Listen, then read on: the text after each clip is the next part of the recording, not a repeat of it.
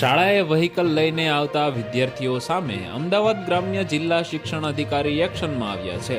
અમદાવાદ જિલ્લા શિક્ષણ અધિકારી ગ્રામ્યએ એક પરિપત્ર ગ્રામ્યની તમામ શાળાઓને કર્યો છે। શાળાના આચાર્યએ વિદ્યાર્થીઓને અને વાલીઓને આ બાબતે જાગૃત કરવા ડીઈઓએ આદેશ કર્યો છે।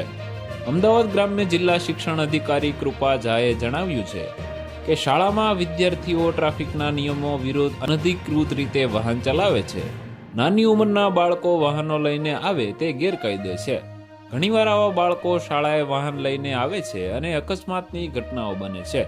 ત્યારે આ મામલે એક પરિપત્ર કરીને શાળાના આચાર્ય અને વાલીઓને જાગૃત કરવામાં આવ્યા છે।